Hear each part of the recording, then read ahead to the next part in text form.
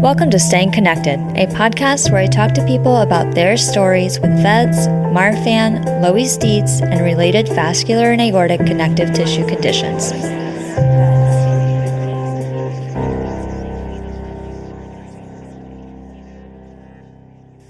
This is your host, Katie, and before we get into the show, I want to remind you that the views, information, and opinions in this podcast are those of the individuals involved, and the information presented does not constitute medical or other professional advice or services. Any opinions that I express in this podcast are my own and not of my employer.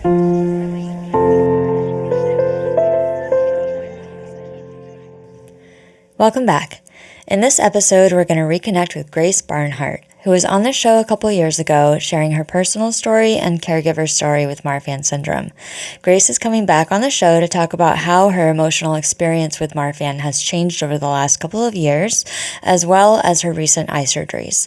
Before we jump into the interview, if you like this podcast and you want to support our community and our efforts to raise awareness through this show, you can buy merch in my Printify pop-up store, make a one-time donation, or you can always support the show by joining my Patreon. This show wouldn't be possible without the continued support of my Patreon subscribers and donors, so if you've already been supporting the show, thank you. Check out the episode show notes for links to ways to support the show. Let's get into the interview with Grace.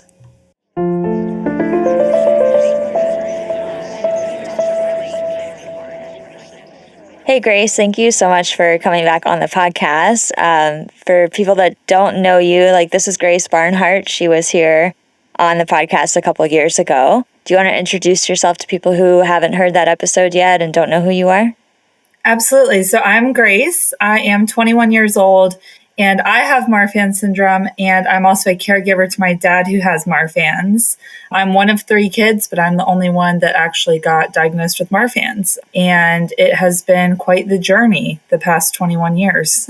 Yeah, and I listened back to our interview from 2023 this morning, and I just want to say, I so much appreciate just who you are and what you've done so far in your life. Just thank you for coming back on to kind of touch base, because I know a lot has happened since a couple of years ago. Thank you. I appreciate it. Yeah, no, it's been, awareness is a very big part of not only my life, but my dad and my mom's life as well. But it's very important that we share our story and kind of talk about the things that might be hard to talk about within the community, but leaning on the community to, talk to people who understand and get it and share your stories. Yeah. If you, listener, have not heard Grace's interview from 2023, I'm going to link it in the episode show notes. And if you want to go back and listen to that interview before continuing this one, I encourage you to do so. Grace has done a lot of awesome things and has a lot of insight as a young adult with Marfan syndrome, and really encourage you to go listen to it. But for people who don't have the time right now to go back and listen, do you want to put your Marfan story in a little nutshell? Absolutely. So I was 4 years old when I was originally diagnosed with Marfan syndrome. We knew that it was a possibility that I had it, honestly, from the day I was born, because my dad was diagnosed as a kid. So we knew that there was a risk. And I was actually diagnosed through my dislocated lens in my eye. And the doctors had told my parents that I had a lazy eye, and there was just no way that was the case. I ended up going to Jon Hopkins in Baltimore, and that's where they diagnosed me with Marfan syndrome. Dr. Dietz took a look at my aorta and my lens and all the things and tested me and gave the news to my parents that I did indeed have Marfan's. I really didn't have any major issues of my own until later in life, but there was always, a little bit of understanding with it, because I'd also seen my dad go through multiple aortic surgeries and open heart surgeries and things of that nature. My dad has survived 2 aortic dissections, so I've seen the second one that he had. I was 15 years old, and a couple other big surgeries. So I've always understood it from a certain degree as a caregiver, and as a kid who has it, and seeing my dad go through it has been quite the journey and quite the thing for a little kid to see. Yeah. And actually, I was going to start with your eye surgeries, but let's start there, because I think a couple of years ago, your mindset was very much I'm not going to, how do I say this? It's not that I'm not going to take the time to think about this possibility, but it's more like I'm going to live my life and like be the best version of myself that I can be, and just like, not worry about that thing so much, I guess. Is that like a fair characterization of where you were a couple of years ago? I think so. And the last time I was on the show, I think I was 18 or 19. Yeah, you're 19. Yeah, I was 19 years old, and a lot has changed in the past 2 years. It's definitely a big transition from 19 to 21. Yeah. I didn't think that it would be, but here we are. I definitely have some thoughts, feelings, opinions when it comes to growing up with Marfan syndrome that I didn't before. I think that there's always been some sort of fear, a little bit of, again, I saw my dad go through aortic dissections and aortic issues and infections throughout his whole body. When I was about 7 years old is when I started seeing a lot of that big stuff. And I think there's always been a level of fear of like understanding that I have Marfan syndrome and it's a possibility with Marfan's as is. But then you add in the fact that my dad is who I got it from, and I'm seeing my dad go through all of these things due to the conditions. You're just adding to the pile.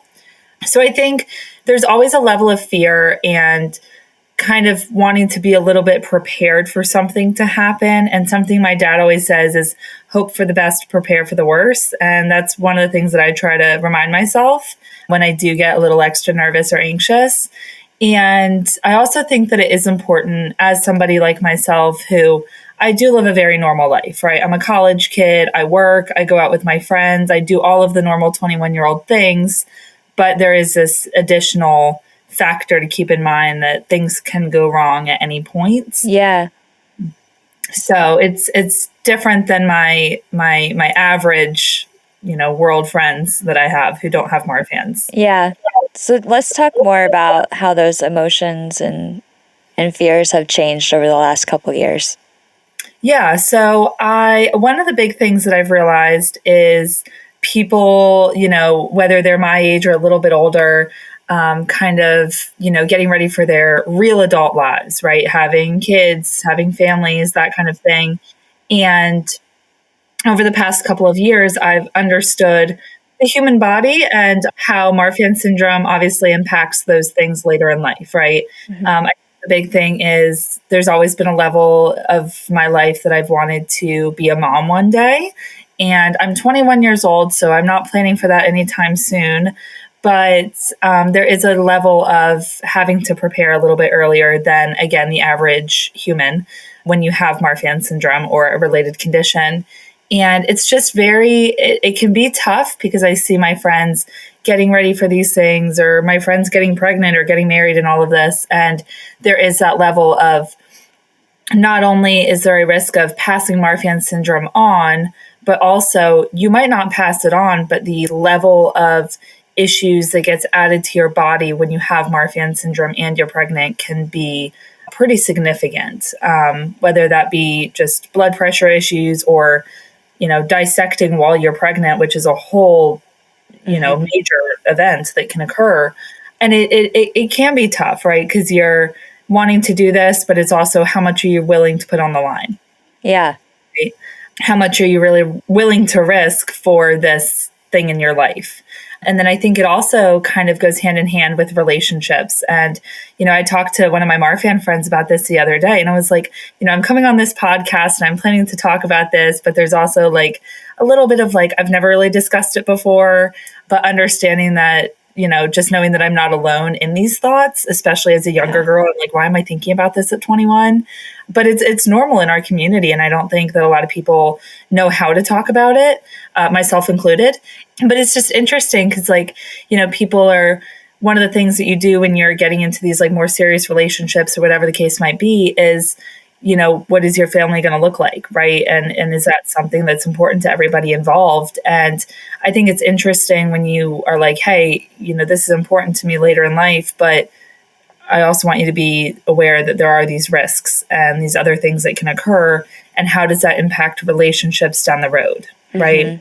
And one of the things that my friend said to me was, when you find a person who's willing to, kind of go into this next stage of life, like you'll find that person and they'll love you no matter what, and they'll be able to get through it with you. But it's really interesting as like a 21-year-old just trying to date and whatever, and kind of understanding that also my body is probably stronger as I'm younger as opposed to when I'm older. So when do you want to, just kind of understanding these different aspects of life, but also wanting to be 21 and young and not have to worry about these things. Yeah, those are like some really complicated emotions and thoughts, like especially the last thing that you just said, which was that like, that your body's going to be stronger when you're younger, but you're also like, you want to be a 21-year-old. Right? Exactly. But like, that's in relation to having a kid earlier, right? Exactly. Yeah. Oh, that is such a complicated feeling. Yeah. So it's like, again, it's kind of that like complicated feeling. And it's funny because my cousin is a trauma surgeon. And so he's gone through, residency and medical school and all the things. And I remember one day, a couple of years ago, he texted me that they were actually talking about Marfan syndrome at Walter Reed when he was there. Mm-hmm. And I had gotten brought up and they were talking about pregnancy with Marfan syndrome. And he sent me this text, and it was a little joking text of like, "Oh, and you want to get pregnant in the next couple months?" And I'm like, "Yeah, whatever." And from what they teach you, you're actually supposed to see a cardiologist a year before you start to get pregnant. So I'm like, in my head, I'm just like, so like, what if that can't happen, right? But also just having to understand that like, when that time comes, I do have to start planning a little bit earlier than, again, the general population, right? Yeah. And so there's just like this, I have a friend who just had a baby about a year ago, and it's just crazy when like you talk to your friends about being a mom and like wanting to be moms and like wanting to start families and all these things. And it's like, I know that it can be very exciting for a lot of people. And I think that deep down it is like an exciting thought, and like, how cool would that be? I just think that like being able to like have a kid and like the whole pregnancy thing and all of it is just like this beautiful thing. But there again also is this like darker layer on it with me of like, is that something that I'm really willing to put on the line? Yeah. Right? Like, so it's just an interesting situation. And I think one of the things that has gotten me through kind of those harder thoughts is looking into the community, right? Mm-hmm.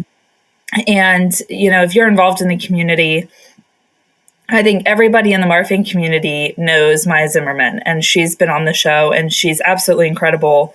And she is one of those people that I look up to for a lot of different things within our community.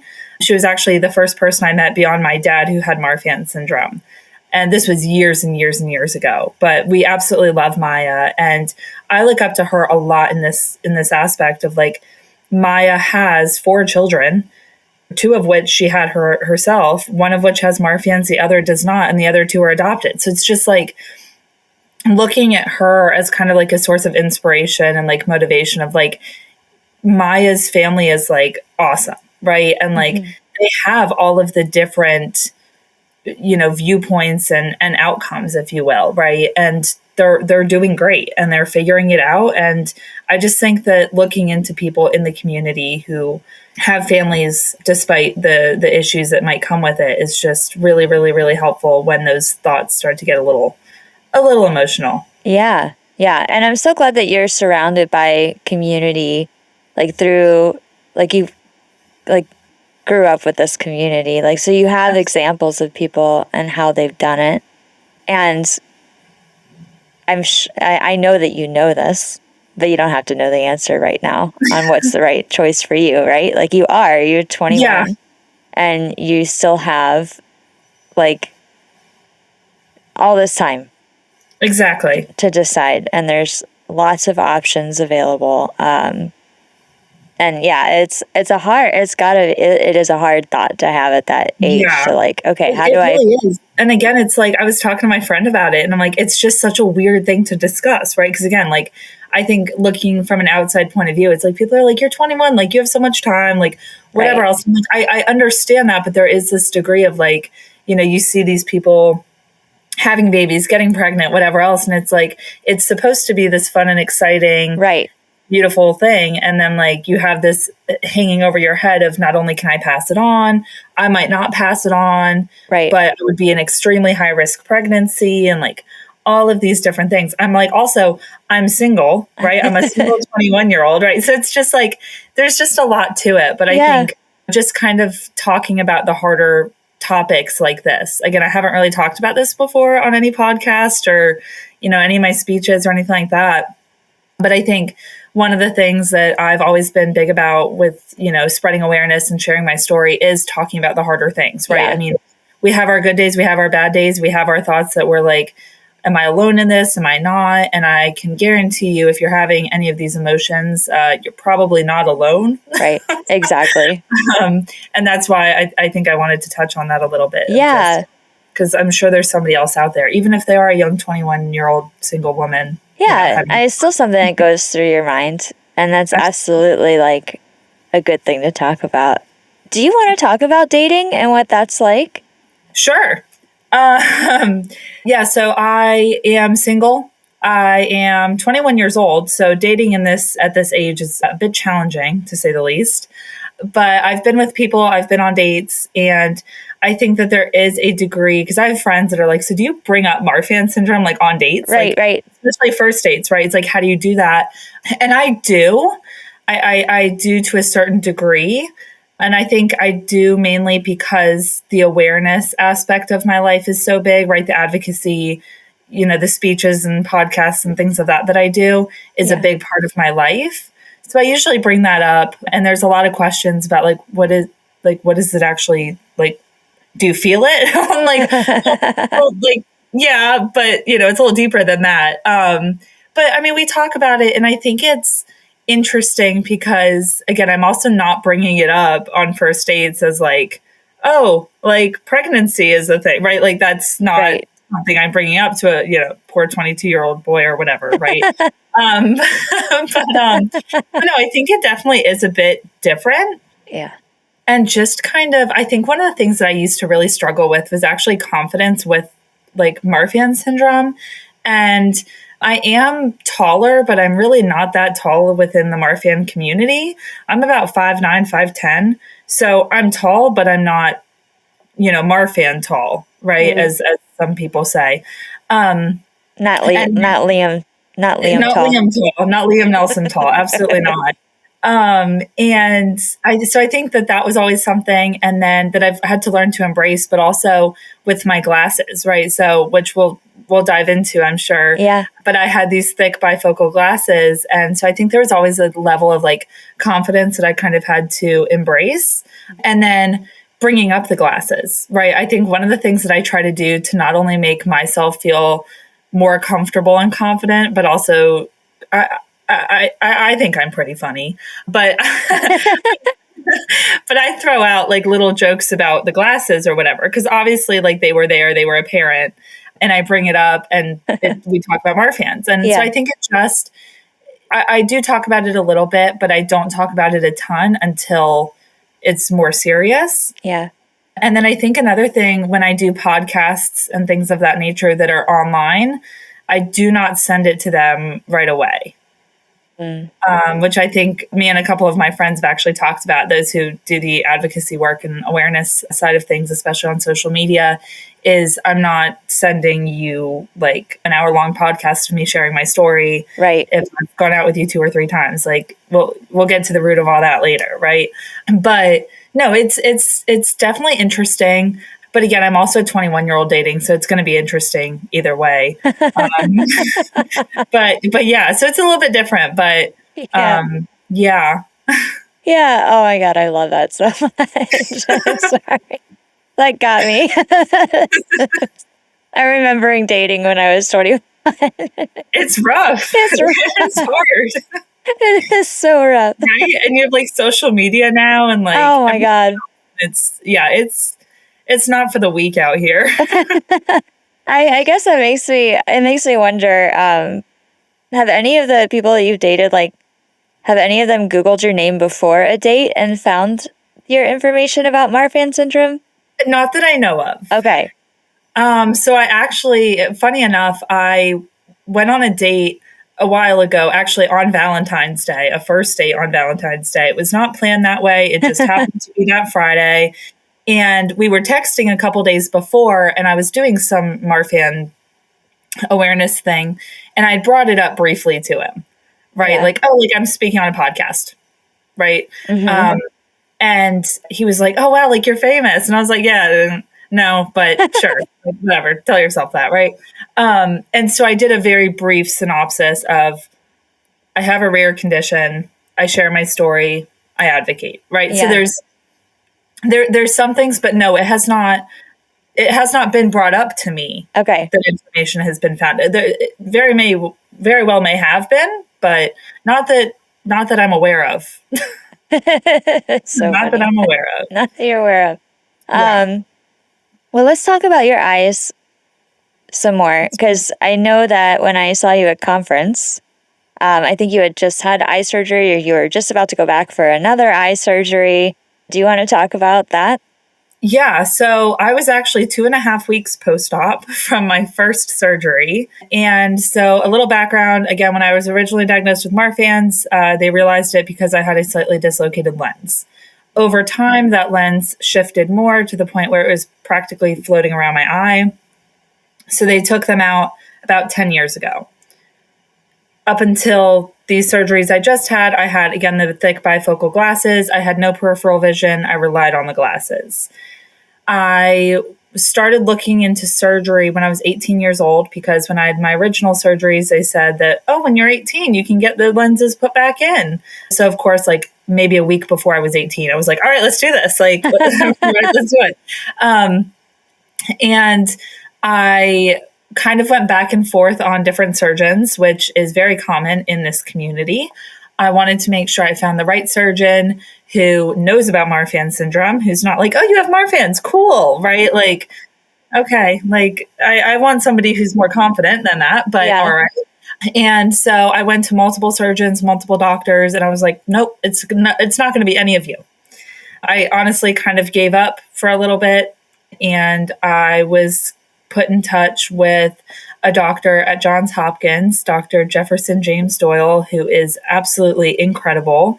He was actually at conference as well. So he was like, frankly, if anything happens on the plane, I'll be right there anyway, like when you get off. But he's absolutely incredible. He did my surgeries. He is not only a surgeon, but also a researcher, and has operated on so many Marfan patients and works with Dr. Dietz, and just is incredible. And I could not have picked a better surgeon. I had my first surgery on June 20th, where they put what they call an intraocular lens into my eye. And this is a man-made lens that goes behind your iris and your cornea. So it was a lot of cutting and stitching to put that in there. Recovery is about a month long for full recovery. It's about 3 weeks of rough recovery. You're in a decent amount of pain. You can't see much for 2 weeks or so until your eye starts to get used to the lens. And the stitches stay in there. 3 of them dissolve on their own, and 1 of them stays in permanently. You are under for the whole operation. It's about 3 hours long, and everything went very well in surgery until I had gotten back from my conference trip, and I went to the beach right after. And I got back, and they realized that my iris was being damaged by the lens. And they weren't really sure why this was happening.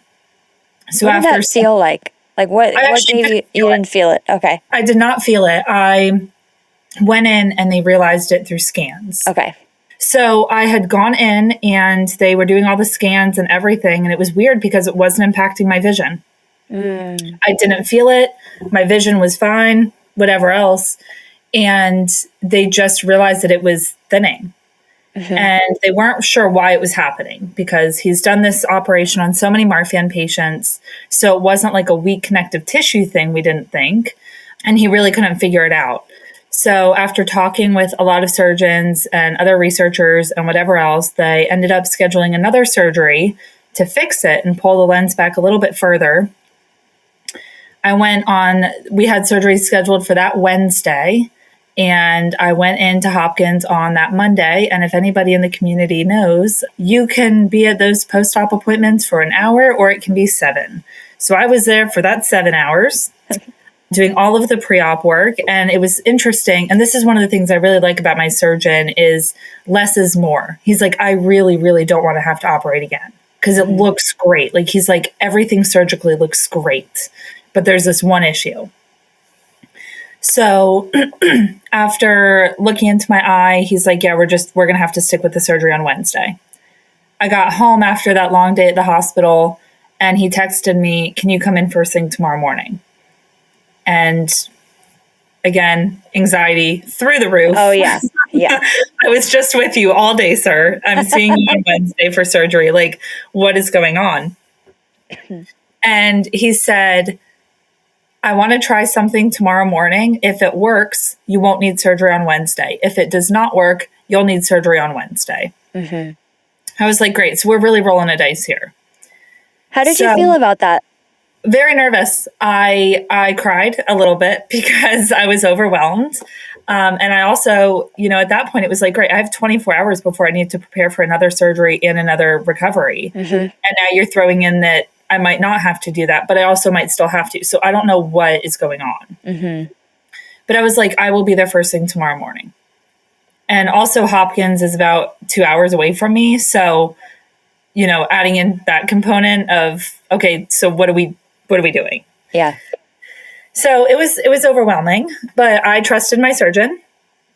So we ended up going to Hopkins the next morning, and I walked in, and I like to have a good attitude when it comes to all of this. And sometimes that is very difficult. But I walked in and he looked at me and he was like, sit on down, my 21-year-old female patient. And I was like, huh? And turns out the way that my eye reacted after surgery was I have a floppy iris.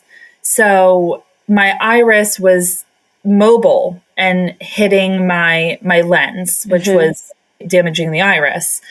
And the only times that this has been seen in medical history is in Korean men or men on prostate medication. Which is not you. I don't apply to either group.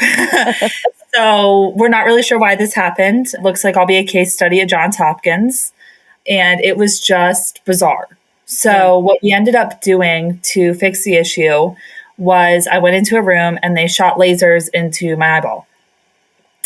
And it was him and another specialist at Johns Hopkins, a glaucoma specialist, because they were trying to release the pressure to fix the issue. So they did about 10 rounds of lasers in my eye. And I saw him about 30 minutes after that, and it had fixed the issue. Great. I went home. Everything was fine. I was uncomfortable for maybe 24 hours. That was about it. And then I went back the next week to double check to make sure it was all still good. And it was not. So they ended up doing another set of lasers in my eye and made a bigger hole with the lasers, which then actually fixed the issue. So is this like, are they trying to make a hole so that your iris has space to move, or your lens has space to move? See, and it was very interesting because you look at like the scans, and there was like a bowing in the iris. So there was just like this strange like arch almost. And they were basically trying to manipulate that to move a little bit. Okay. And shift. And it was very interesting.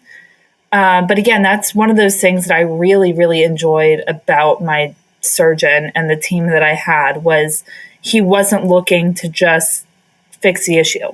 But why was it happening? Right. And we really still don't know why it happened because, again, I don't fall into either group. And it was just, I felt very lucky to have the surgeon that I had, right? He was willing to look into it. He is still trying to figure it out. And he honestly, he was like, here's my personal cell phone number. If you have any questions during recovery, I am always here for questions or, anything. That's what I think is really important to have in this community is surgeons who are truly there to support you, help you, and not only fix the issue, but research the issue. Yeah. So I ended up that was just for the first surgery. I ended up having the second surgery about a month and a half ago, as of now. And that was early September. And So this was on the other... Yeah. This was on the other eye? Right eye, yeah. Okay. So the second round of lasers fixed it? The second round of lasers fixed it, and Okay. it looks like the issue never happened. Awesome. Yeah, it was bizarre. So we did not end up needing to do the big surgery to fix it all. Perfect. So second surgery comes around, and I was nervous because this had already happened with my left eye. Are we going to have to go through all of this again? I'm nervous. So I end up going in to have the surgery, and it all went very, very, very well. Their plan and what they ended up doing was basically to make sure that the same issue didn't happen with my right eye, is they pulled the lens back a little bit further from where the left eye was placed, or the left lens in my eye was placed. So they ended up pulling it a little bit further back, and then they shot lasers underneath my eyelid to, again, release that pressure like they did after the first surgeries. And they did it underneath my eyelid so that it would be protected from sunlight and things of that nature. Yeah. So it was a little bit more in depth in that OR than the first one, but there were no issues afterwards. I think that one of the things that I did learn with this recovery, though, was how important and crucial it is to stay on top of a pain medication routine. And I think that I am one of these people who I will not take the strongest stuff that they offer. I'm pretty stubborn when it comes to that. And I guess I had taken a nap one day, maybe a week after surgery. I had taken a nap, missed the rotation to take the meds, and the pain had gotten away from us. And I think that that is also another big important thing to talk about in this community, is just making sure that you are staying on top of your routines, your instructions by your doctors, right? Make sure that you're taking care of yourself. And my pain had gotten way ahead of me. Yeah. To the point where I was, throwing up right after surgery and all of the things. And once again, my surgeon, we texted him, what do we do? What's the plan? And he had a plan. Yeah. And there was just, I could not have asked for a better surgeon and a better team and just everything else. And I think one of the cool things about him is he's a researcher, and him and Dr. Dietz at Johns Hopkins share the mice lab at Hopkins, where all of their little mice have Marfan syndrome and related conditions. And he operates on the mice eyes. So he's like, yeah, your eye is like a breeze to work on because I got a lot more room here. Tiny little eye. Yeah, right? But no, it was, and I ended up going in for my 2-week follow-up, and everything looks great. That's fantastic. Yeah, and now I do not have to rely on glasses. I have my readers that help me from time to time, but, doing normal things, I'm not wearing my glasses. I wake up and I can see. I have peripheral vision. It's like a whole new world. Totally worth it. Okay, I was going to ask if it was totally worth it. Like if it was something that you're glad that because when you were right before you were 18, you were like, yeah, I'm going to do this. And then 3 years later almost is when it happens. That is so cool. I'm so glad that they were able to. I can't imagine what life is without glasses. Yeah, it's literally a whole new world. I still feel the need to go to the bridge of my nose and push my glasses up, or reach over in the morning to grab my glasses, and I'm like, wait, I can already see. What am I doing? Yeah. Thank you so much for sharing that with me and with everyone. It's such an important topic, and also knowing, I just wonder how, if somebody else out there has had that complication, or is where, it's just something good to be aware of for someone who does go into surgery and maybe does have that complication, that, hey, now they've heard of this, someone else has shared their story with this, and there's a doctor out there who has dealt with this on a Marfan patient who can maybe help with that. Exactly. Yeah. He's awesome. He's a great surgeon. Yeah. How else have things changed since a couple years ago? Yeah, so I think, and one of the things that I've talked about before is my caregiver story, right? My dad, again, has had 2 dissections, 4 aortic aneurysms. He's had staph infections, endocarditis, you name it. He's had a abdominal reconstruction surgery, and a lot of this was in my childhood. And I think that looking at it now from a 21-year-old perspective, there is, and I think we talked about it a little bit earlier, like kind of that fear of the future, right? And these different fears that we have to deal with that the general population does not. And a little statistic is people with Marfan syndrome are 250 times more likely to have a dissection than the general population.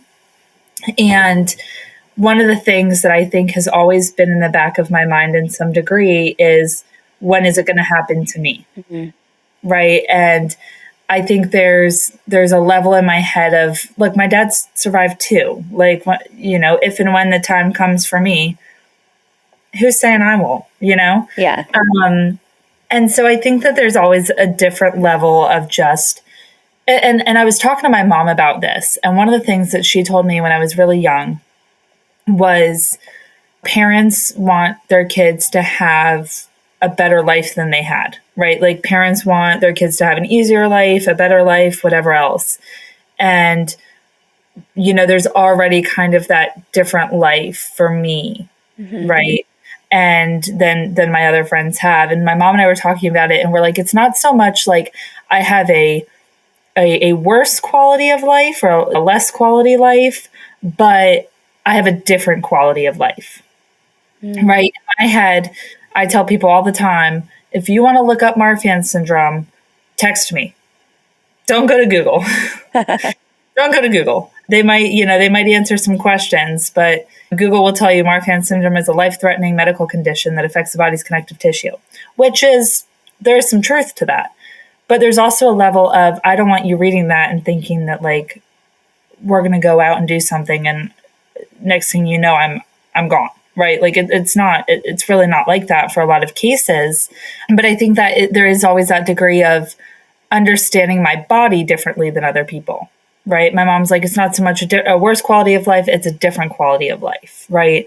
It's, if I have pain that is different from my usual chronic pain, where is it coming from? What kind of pain is it? And I'm much better at describing pain and levels of pain than, again, average 21-year-old friends, right? So I am grateful for that in a degree. So I think, and that's one of the things, that's one of the reasons why I do so much awareness, right? And spread a lot of advocacy and whatever else, is I want people to be aware of the signs, right? But there's always going to be that level of, when's the ball going to drop? Right. Yeah. And so, I go into Hopkins every year for my checkups and my EKGs and whatever else. And it's like, all right, your aorta's looking great for now. Right. Yeah. So it's like, great. When is it not going to look great? And I think it's a very normal thought in this community to just have that thought or have that anxiety when you go in. Right. I mean, I've been going in for these scans since I was 4 years old. I've been taking medication to keep my blood pressure down since I was 4 years old, right? So I understand it differently than I did at the beginning of my diagnosis, obviously. But there's always a level of fear when you go in for these appointments, or anxiety, and then you leave and it's like, good news. But then it's also, again, that, when is it not going to be good news? Yeah. So I think that's definitely changed over the last couple of years. How has your like coping around that? Like, how have you adapted your coping? Like, I guess, like, what I'm hearing is, like, that fear is more present now that a couple of years have passed. So, like, how do you deal with that change? It's a lot of trial and error. I don't know if I have a good answer for that yet, as I'm trying to figure it out too. But I think that there is a lot of, when I think about these things, and I'm in therapy, so, like, don't think that I'm just coming up with this stuff on the fly. But it is not really anything that I can control. Yeah. And that is one of those things that we talk about in the community. And when I tell people about Marfan syndrome, I'm like, a lot of what Marfan syndrome is and the things that can occur just happen, right? There's not much preventative things that you can do. I mean, again, you can take your medication, don't do any strenuous cardiac exercises or anything like that, but, like, there's really not much you can do to prevent it or stop it from happening. So it's really out of your control to a degree. And I think it's all about learning how to control what you can control and kind of in a way let go of what you can't. And I think a big part of that letting go, you don't just say, all right, well, I'm just not going to deal with it today. Your brain just doesn't work like that. But there's a degree of you can do things to kind of make sure that you are staying in line with your body, making sure that you know the signs of a dissection, or you know when, again, I have chronic pain. My chronic pain is through my ribs, my back, and my lungs and my chest, right? So honestly, the same areas of a dissection, right? When somebody has a dissection, but I know what specific pain to look out for. And things of that nature. And I think one of the big things that I've tried to do, especially over the last year or two, as I've gotten more into the community and more into advocacy and awareness work, is understanding and talking to people about the differences between a heart attack and aortic dissection. And, John Ritter, who did not have Marfan's or anything of that nature, but died of a dissection, was treated as having a heart attack. And they were not paying attention to the aorta. If they were paying attention to his aorta, there's a very good chance that he could still be with us today. So I think a big part of it is not necessarily just talking about, it's a heart problem, because it's not. The aorta and the heart are two different things. Yeah. Same system. They're connected, but they're separate. But they're separate things, right? So a heart attack and aortic dissection are not going to be the same. Yeah. And they're not the same treatment and whatever else. So I think one of the things I try to do is kind of talk about that a little bit more, because I think that can also truly save lives, and you can control that. You can control what you tell people. You can control how you spread the awareness, how you spread the information, and you never know who might need that information. Yeah. Yeah, So I love that. Again, you can't control it, unfortunately, but control what you can. And that's how you spread awareness, how you share your story, how in tune you are with your body, those kinds of things. Yeah. Yeah, I'm all about that. I've always advocated for going to meet your first responders in your neighborhood and just kind of preparing for the possibility so that you know that you've done the best that you can. Exactly. I want to kind of float something to you. I think I heard you say something really similar, but one of the things that me and my therapist have been talking about recently is this cognitive dissonance between my logical side and my emotional side. Yep. So, my last event, my last hospitalization event was 2 years ago. And my last hospitalization event before that was 2 years ago. And so a lot of what I'm dealing with right now is I feel like I'm due for this hospitalization. And I know logically, VEDS does not have that rhythm. We don't know that the VEDS has a rhythm. We don't know that I'm more likely to have an event in the fall every other year, but my emotions around it, I'm just trying to logic my way out of that emotion. And so something that my therapist mentioned is putting some validation around that emotional side. Just, whether it's a note on my mirror or whatever that says you're allowed to be nervous, or you're allowed to feel anxious, even though it's your anxiety is not quote unquote backed by science, as you would say. But that anxious feeling is a valid feeling with what you're going through, and just giving that grace to yourself to allow yourself to be to recognize, I'm anxious, and it's a valid emotion. It is. Yeah. It's interesting because I have PTSD from my dad's, kind of seeing the things that my dad had gone through before. And I honestly, it's funny because people always are like, how do you not realize that? But I didn't realize that Marfan impacted my life on an emotional level up until 2 years ago. Yeah. And my therapist was like, are you kidding? Of course it does. But I have PTSD, CPTSD to be exact, from just seeing the things that my dad had gone through medically when I was a little kid. And one of the things that always gets me and my family is April 15th, which is also tax day, funny enough. We like to say it's a very taxing day because both of my dad's aortic dissections were on April 15th. Oh my gosh. 15 years apart to the day. So, and then we realized, Facebook time hop or whatever, the memories, right? This is one of those things that you don't want Facebook to remind you of. Yeah, exactly. And so we have obviously the dissection days, right? Yeah. Well, time hop reminded us a couple of years ago that my dad had another really, really big surgery and was on ventilators on April 15th. So it's just April 15th. Right. My so you dad know exactly what I'm talking about. Oh yeah, April 15th is stressful, and my therapist is always she always is there's no it's not like a thing, right? Like it's not gonna something's not gonna happen every April 15th, Right. right? And so and if something does happen on one of those yearly April 15th, it doesn't mean that it's causative. exactly. If most of the every other April 15th have been okay, yeah, then you can't logically be like, oh, it's April 15th. exactly. But emotionally, you still feel it.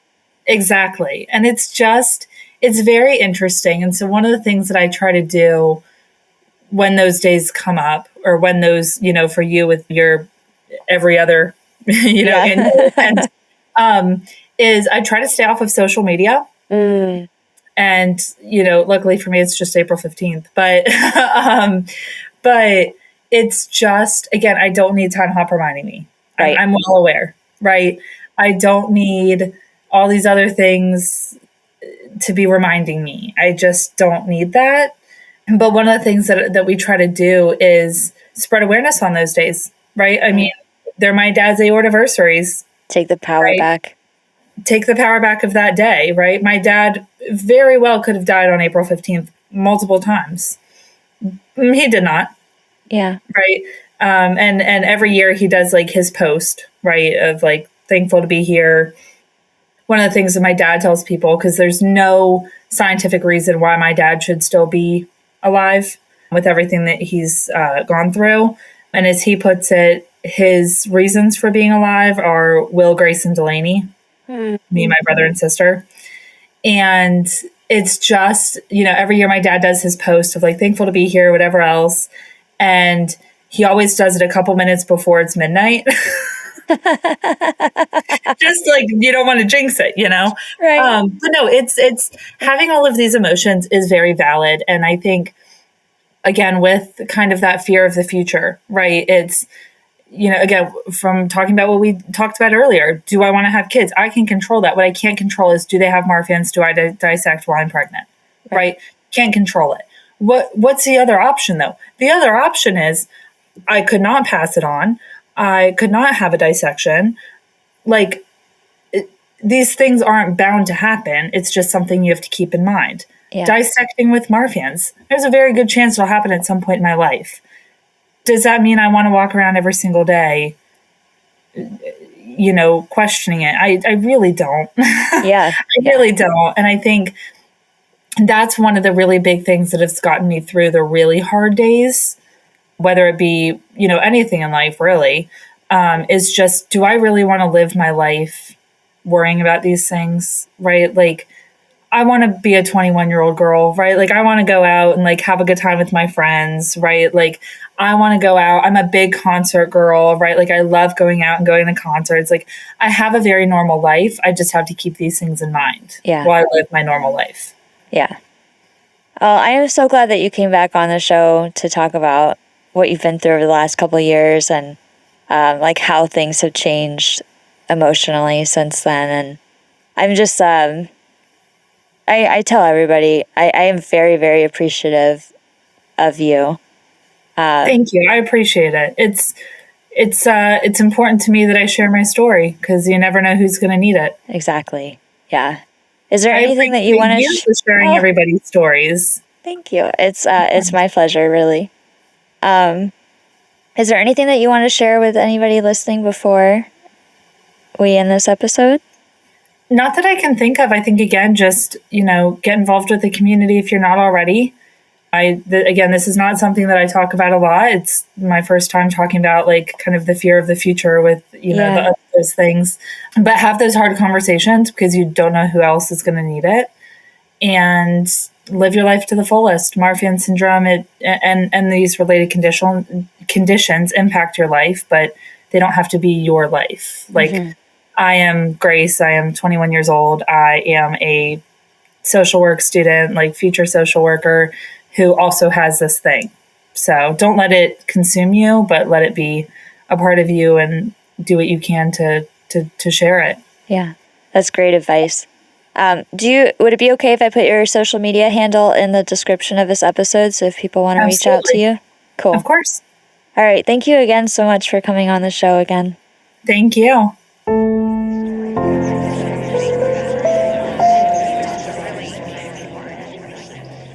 Thanks for listening to this episode featuring Grace Barnhart, talking about her experience with Marfan syndrome. If you're ready to meet others, get involved, or need support, there are links for you in the episode show notes, as well as information on research studies for people with VEDS, Marfan, and Loeys-Dietz, including those with the VUS. If you like this show, be sure to share it on social media or give it a rating or review. You can also support the production of this podcast by joining my Patreon, making a one-time donation, or by buying merch. As always, my top tier patrons are listed in the episode show notes. Thanks for listening, and I'll see you soon.